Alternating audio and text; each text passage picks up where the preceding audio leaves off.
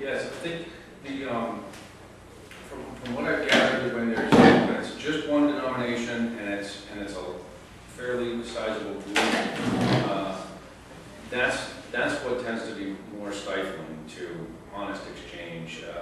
You know, the prospect of raising your hand in front of 15 people from your denomination and articulating a problem that you're having is just a very unlikely environment to be fruitful. And so what is more fruitful that you're asking about here would be smaller environments that draw from a wider cross-section of people where it's okay to share, to be more vulnerable, because you know this colleague is never going to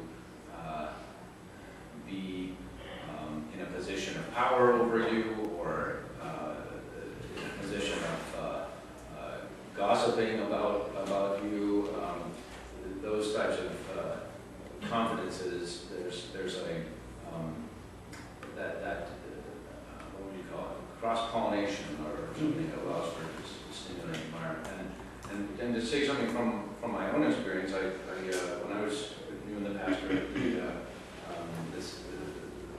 Lilly funded program on cultivating pastoral excellence was available to us to meet with a mentor. And there were a couple of us who were new in ministry and met with someone in our denomination, and we did this, and it was a good experience. Even though we were all of the same denomination, we felt we could gather. It was just three of us, a mentor and two new ministers, and so it could be safe, and we felt very at ease to be completely honest about what was going on, how we were feeling about it. But in that case, it was such a small group that the personalities were, there were limits based on the personalities, and our mentor was very much a sort of here's what you need to do to live to fight another day. Here's how to be diplomatic, and we, being new in ministry, were interested in being more than diplomatic. We wanted to, have an impact for the better, so in other words, the safe environment can exist, but to really have more robust content, we have to go somewhat further. One of the things I've learned from... Rachel? Yeah? Hi, Richard Hirsch. Can I get a question somewhere? Sure, after Maury. You're next after Maury. So one of the Okay, I can only see you. I'll Sorry, call Richard. all of you. So one of the things I've learned from reading evaluations from IJS and from Morita and when Heim was doing the GREAT program, and they're very detailed evaluations, the three individual programs, is that the thing that seemed to be one of the common denominators was, first of all, the retreats, they get away, they're in small groups, and they can talk to each other, and you do as much learning, even in my own medical discipline, you do as much learning outside of the classroom as you do. And after a day or so of relating to the person sitting next to you, you find that no matter what the denomination, these are all trans-denominational, but I don't think that's as important as the relationships that are built and finding that no matter what the denomination, because you all have the same problems. And you can discuss from the learning that you're doing in a classroom situation, some of the things are to you in your own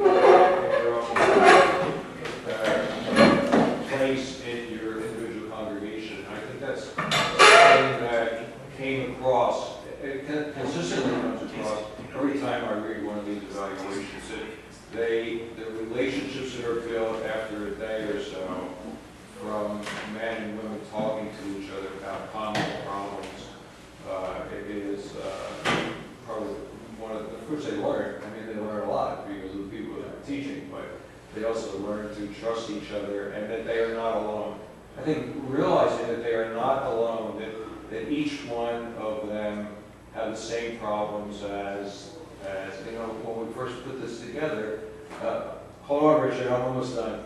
When we first put this together, one of the rabbinic organizations who's not here today, said, well, why would I want to join that? We don't have the problems that the others have. And I said, but do your rabbis have stress? Do they have to spend every night out while their families want them at home? And everyone has the same. It's all the same. It's all the same. And it has one of the nice things about the studies that we do in this organization is that everybody comes out with the same level of qualification, whereas in the Christian clergy, I was amazed when I read one of the books that also came out from Albany, Goldsmith, that there are so many variations of levels of degree, and even in the Catholic Church, there's a difference between the Roman Church and the American Church, and whereas here everybody has, so it's much easier to do research in this aliquot of individuals. Yeah, there certainly is a wide range of, in the Christian communities, there's some that put a high premium on certain types of education and will expect knowledge of biblical languages, as well as lots of training in practical areas of ministry and theology, and there are others who just emphasize something different, a condition of the heart that's considered as more of a knowledge of the Bible, that those two together can be are the heart and soul of it, and are skeptical.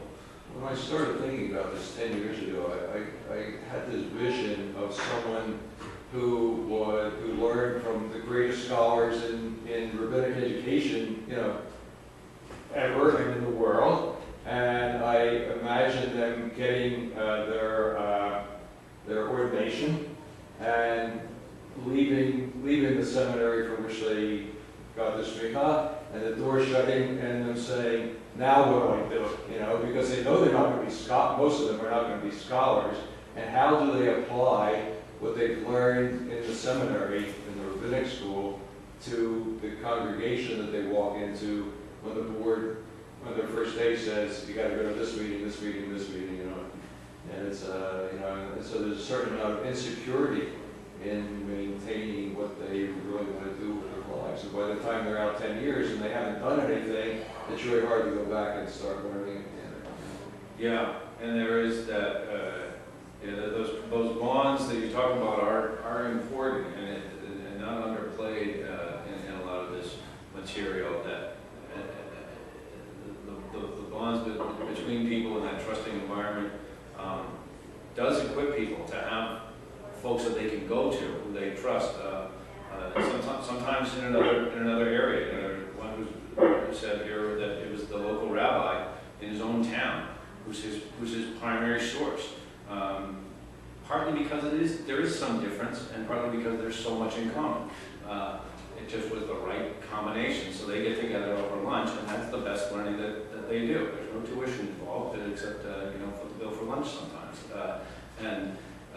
So that's, it's very, very promising in that way, and also online, some robust friendships developed there too. That was another part of this, which is, does technology come at the expense of close connections among people?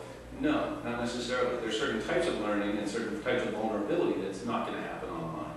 However, some really close connections and trusting colleague relationships. When you wrote about that, the online took place in the context of some gathering retreats before at the end, or some kind of together face-to-face as well. Usually, yeah. Although there is an example from Dubuque Theological Seminary where they've done this online among what they call lay commission pastors, and they say they don't have an in-residency component. It's an online structure. They've had about 1,700 go through it. These are often small town or rural pastors in the Midwest, because they're in Iowa. And they say that even in the absence of ever getting people together, it's just not practical. Some very close connections develop, and it's a tremendous source of both moral support and learning, ongoing learning, because a couple years later you're able to call, and sure enough, they've had experiences that are extremely helpful to you.